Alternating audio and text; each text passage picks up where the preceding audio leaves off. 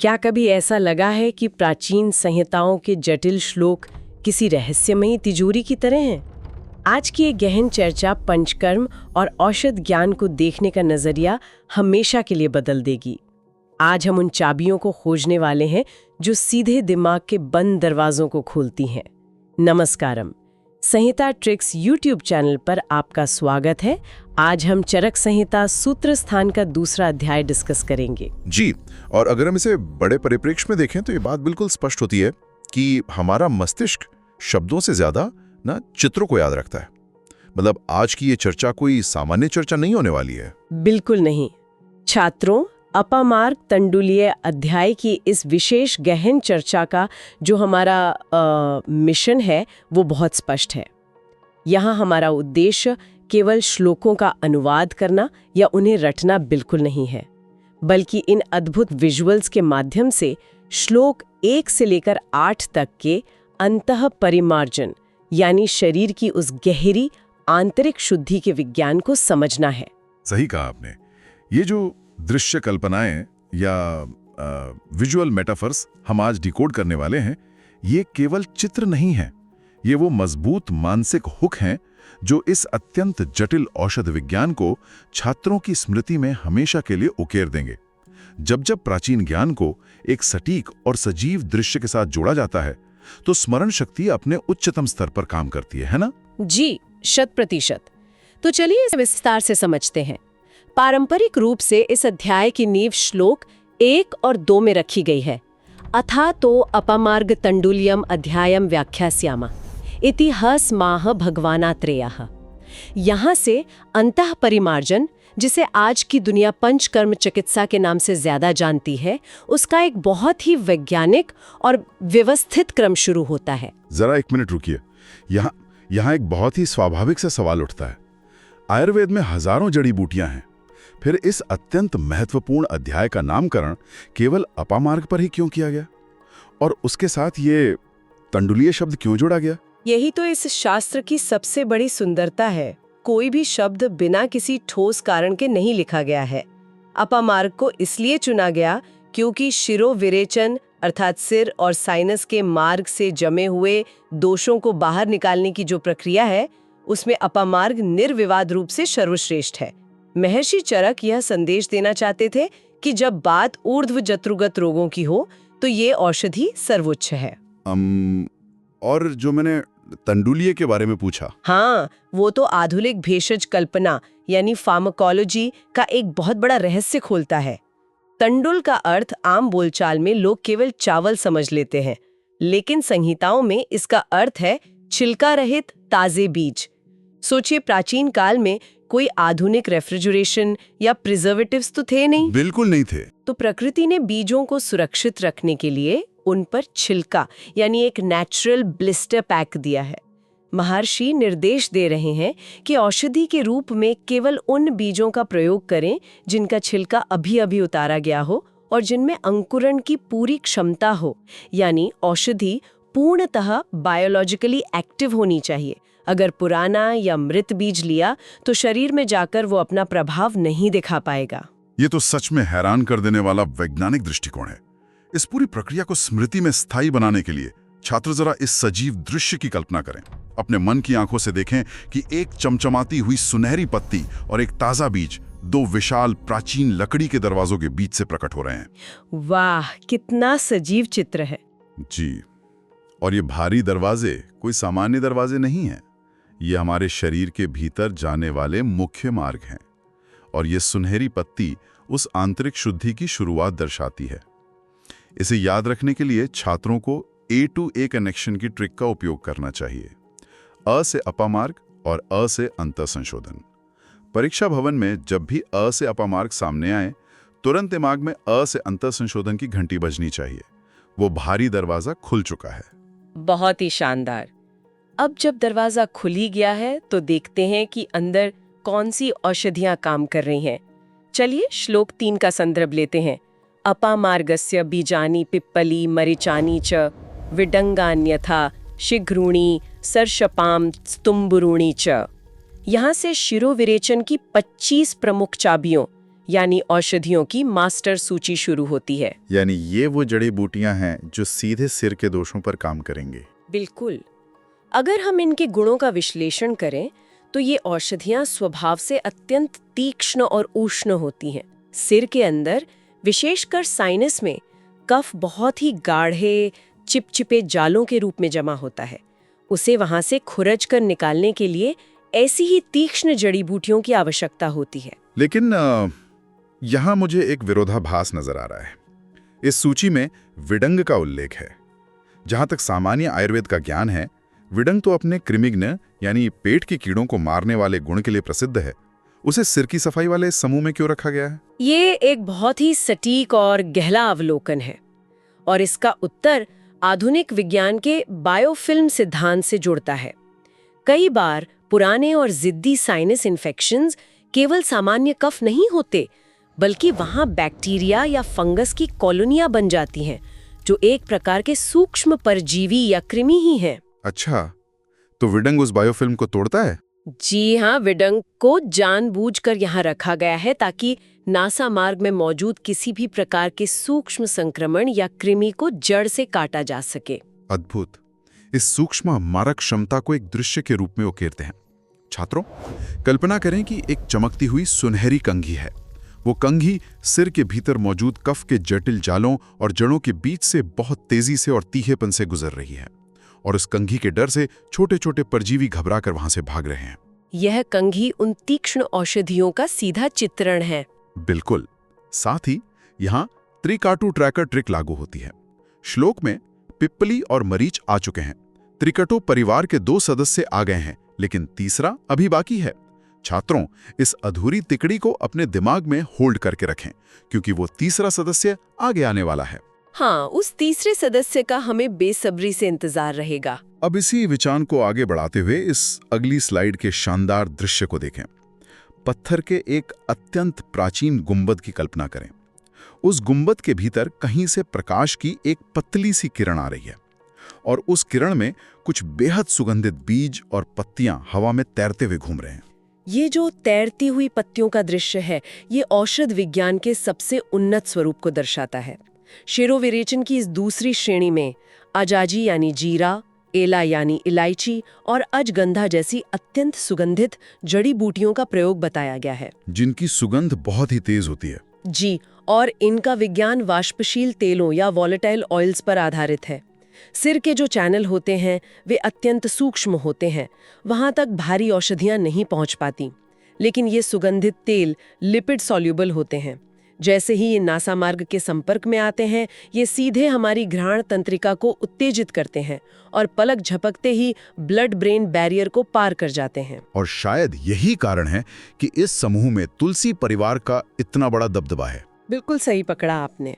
महर्षि चरक ने सुरसा, खुटेरक और फणिज्जक, इन तीनों को यहाँ विशेष स्थान दिया है।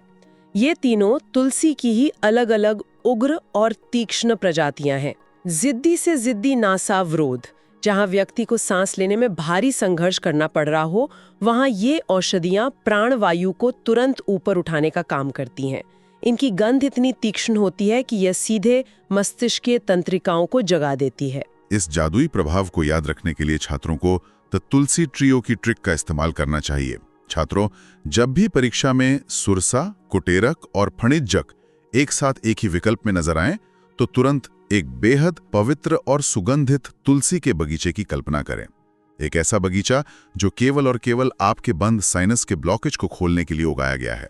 ये ट्रिक्स तो छात्रों के बहुत ही काम आने वाली हैं। इस यात्रा को जारी रखते हुए एक गहरी गुफा के अंदर के इस दृश्य को देखें। छात्रों, कल्पना करें कि एक बेहद अंधेरी गुफा है जहां एक मशाल जल रही है। उस रहस्यमयी रोशनी में जमीन पर एक लहसुन रखा है और उसके ठीक बगल में 2 चमकती हुई लौ स्पष्ट रूप से दिखाई दे रही हैं। ये केवल एक चित्र नहीं है, ये अंधकार और धुंध को चीरकर पूर्ण स्पष्टता लाने का प्रतीक है। और यहीं पर 25 औषधियों की इस मास्टर सूची का समापन भी होता है। आपने जिन 2 लॉ की बात की, वे दरअसल औषधियों के 2 जादुई संयोजन हैं। पहला है हरिद्रा द्वय, यानी हल्दी और दारू हरिद्रा का जोड़ा, और दूसरा है लवण द्वय, यानी सेंध और सवर्चल नमक। लवण का यहाँ क्या कार्य है? यहाँ सबसे दिलचस्प बात यह है कि नमक का विज्ञान बहुत गहरा है। जब सूजन से भरे साइनस में लवण पहुंचता है तो वो ऑस्मोसिस की प्रक्रिया द्वारा वहां जमा हुए अतिरिक्त पानी और कफ को खींचकर बाहर निकाल देता है।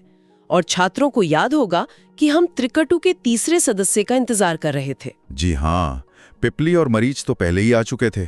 तो यहाँ नागर यानी सौंठ के आते ही त्रिकुटु की वो शानदार तिकड़ी पूरी हो जाती है। लेकिन इस सूची में जो सबसे अधिक ध्यान खींचने वाली औषधि है वो है ज्योतिष्मती, जिसे आज के समय में इंटेलेक्ट ट्री भी कहा जाता है। बिल्कुल। जब सिर में कफ जमा होता है तो व्यक्ति को केवल शारीरिक भारीपन नहीं होता, बल्कि उसे ब्रेन फॉग या मानसिक धुंधलापन महसूस होता है। ज्योतिष्मती ठीक उस मशाल की तरह है जो उस मानसिक धुंध को जलाकर ज्ञान और स्पष्टता का प्रकाश लाती है। इस जटिल श्लोक को डिकोड करने का सबसे आसान हथियार है द द्वयाडवो ट्रिक।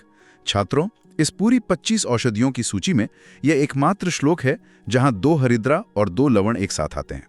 बस इस द्वया शब्द पर अपना ध्यान केंद्रित करें और ये श्लोक कभी नहीं भूलेगा। द्वया शब्द पर ध्यान केंद्रित करना वाकई बहुत आसान है। अब इस अगली स्लाइड में तिजोरी के उस जटिल ताले और इन विशेष चाबियों को देखें। एक बहुत ही भारी लोहे की तिजोरी का ताला है। कुछ चमकती ही चाबियां उस ताले के अंदर जा रही हैं और अचानक उस ताले के अंदर फंसा हुआ पीला चिपचिपा पदार्थ पिघलकर बाहर बहने लगता है। ये पीला पदार्थ और कुछ नहीं बल्कि वो जिद्दी कफ है जिसने सिर के मार्गों को अवरुद्ध कर रखा था। लेकिन यहाँ आयुर्वेद का एक अत्यंत तार्किक और अकाट्य सिद्धांत काम करता है। सिर से कफ को बाहर निकालने के लिए औषधियों में कफ के पूर्णतः विपरीत गुण होने चाहिए। यानी अगर कफ भारी और स्निग्ध है तो औषधि हल्की और रुक्ष होनी चाहिए। जी बिल्कुल। कफ स्वभाव से गुरु, स्निग्ध और मधुर होता है। यही कारण है कि अगर आप इन पूरी 25 औषधियों का विश्लेषण करें तो आपको इस पूरी सूची में गुरु, मधुर या गीलापन लाने वाली कोई भी औषधि नहीं मिलेगी। और इसी वैज्ञानिक तर्क से जन्म लेती है हमारी अगली बेहद उत्साहवर्धक ट्रिक, MA रूल। छात्रों, ध्यान दें, शिरोविरेचन की MA नहीं होती। यहाँ M से अर्थ है मधुर और A से अर्थ है अम्ल। अगर मल्टीपल चॉइस सवालों में कोई भी मधुर या अम्ल रस का विकल्प दिखे तो उसे तुरंत हटा दें, क्योंकि मिठास और खट्टापन कफ को बढ़ाएंगे, न कि उसे बाहर निकालेंगे। क्या कमाल का एलिमिनेशन तरीका है। अब जब हमने चाबियां समझ ली हैं तो ये जानना भी जरूरी है कि ये चाबियां आखिर किन तालों को खोलती हैं। चलिए श्लोक 6 का संदर्भ लेते हैं।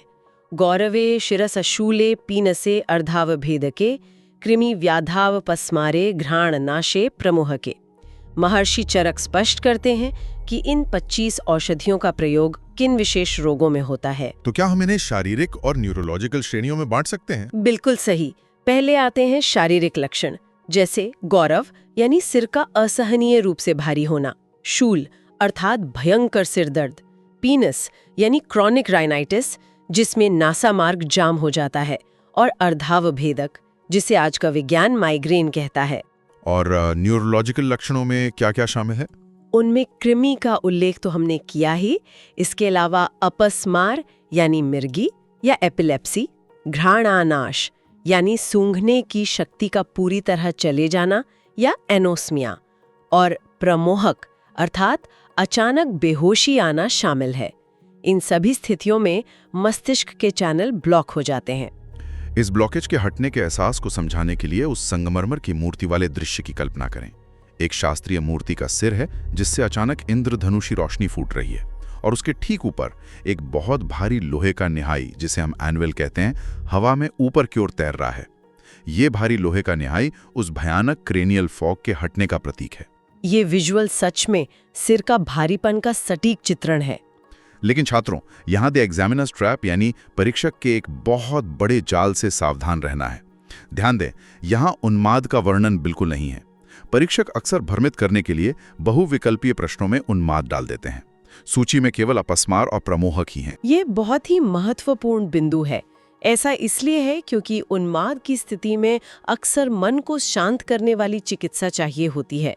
चलिए अब वमन के नए विषय की ओर बढ़ते हैं। श्लोक 7 के साथ मदनम मधुकम निम्बम जीमूतम कृतवेधनम पिप्पलीकुट जेक्ष्वाकु नीलाम धारमार गावाणी च। वमन यानी औषधियों से उल्टी करवाकर आमाशय की सफाई करना। जी, और यहाँ मदन फल वमन का राजा है, इसीलिए ये श्लोक का सबसे पहला शब्द है। यहाँ एक बहुत ही क्रूशल डिस्टिंक्शन समझना जरूरी है। श्लोक में मधुक शब्द आया है जिसमें छोटे ऊ की मात्रा है। इसका अर्थ मुलेठी है, न कि महुआ जिसमें बड़ा ऊ आता है। इसके अलावा पिपली की बहुमुखी प्रतिभा देखिए, ये सिर और पेट दोनों की सफाई में काम आती है। लेकिन यहाँ एक विरोधाभास है। एला यानी इलायची आमतौर पर उल्टी रोकती है, उसे वमन समूह में विशेष रूप से उपयोग क्यों किया जा रहा है? यह आयुर्वेद की सूक्ष्मता है। जब मदन फल जैसी उग्र औषधि पेट में जाती है तो वो भयंकर ऐंठन पैदा कर सकती है। एला यहाँ मुख्य वमनकारी औषधि नहीं है, बल्कि एक उत्प्रेरक और रक्षक है। यह मदन फल के भयंकर स्वाद को छिपाती है और वमन की प्रक्रिया को कष्टदायक अनुभव बनने के बजाय नियंत्रित बनाती है। इस उग्र लेकिन शुद्ध करने वाली प्रक्रिया को विजुअलाइज करने के लिए कांच के उस सुंदर जार को याद करें। उस जार में सुनहरे मोती लगातार बुलबुले छोड़ रहे हैं और अंदर से एक गहरा पदार्थ किसी ज्वालामुखी की तरह उबलकर बाहर निकल रहा है। यह वमन प्रक्रिया का बहुत ही सटीक रूपक है। छात्रों, वमन के इन द्रव्यों को कंठस्थ करने के लिए द मीठे पाइन ट्रिक को अपने दिमाग में छाप लें। षड्वामक द्रव्य तो हैं ही, बस उन्हें मीठे पाइन में मिला दें। मीठे से मधुक, पी से पिपली, एन से निम्ब और ई से एला। यह एक ट्रिक वमन के पूरे 10 द्रव्यों को उंगलियों पर याद करा देगी। वमन की प्रक्रिया को आगे समझते हुए इस स्लाइड के चित्र को ध्यान से देखें। एक बहुत ही सुंदर बगीचा है जहां गेंदे के फूलों के बीच काली मिट्टी में हाथ एक छोटी सी खुरपी लेकर बहुत ही सावधानी से खरपतवार को जड़ से निकाल रहे हैं। सबसे खास बात यह है कि आसपास के किसी भी कोमल फूल को रत्ती भर नुकसान नहीं पहुंच रहा है। ये जो दृश्य है, यह आयुर्वेद के स्वर्ण नियम का साक्षात चित्रण है। श्लोक 8 कहता है, उपस्थिते श्लेष्म पित्ते व्याधा वा आमाशयाश्रय वमनार्थम प्रयुंजीत भिषग्देहम अदूषयन। यानी वमन कब और कैसे करवाना चाहिए? बिल्कुल, वमन केवल और केवल तभी करवाना चाहिए जब कफ और पित्त दोष अपने मुख्य स्थान आमाशय में उपस्थित हों, यानी एक्साइटेड या लोकलाइज्ड हों। और एक श्रेष्ठ वैद्य का असली बेंचमार्क है देहम अदूषयन। इसका अर्थ हुआ शरीर को बिना नुकसान पहुंचाए। जी, शरीर के प्राकृतिक दल को नुकसान पहुंचाए बिना अतियोग, अयोग या मिथ्या योग के इन तीक्ष्ण विधियों का प्रयोग करना। तो इस सब का असल मतलब क्या है? इसका सीधा सा मतलब है कि चिकित्सा एक स्वच्छ निकासी होनी चाहिए, कोई युद्ध का मैदान नहीं। छात्रों, इस अत्यंत महत्वपूर्ण नियम को दिमाग में बैठाने के लिए कनेक्ट द एज ट्रिक का उपयोग करें। पहला ए है आमाशय यानी आमाशय, जो वह अखाड़ा है जहां वमन होता है, और दूसरा ए है अदूषयन यानी अदूषयन, जो हमारा अंतिम लक्ष्य है बिना किसी नुकसान के। अगर हम आज की इस पूरी गहन चर्चा का सार निकालें तो ये बात शीशे की तरह साफ हो जाती है कि कैसे इन औषधियों के पीछे का विज्ञान और उनके गुण कफ को काटने और शरीर को शुद्ध करने के लिए पूरी तरह से तार्किक हैं। अंत में मैं छात्रों के लिए एक गहरा विचार छोड़कर जाना चाहूंगा।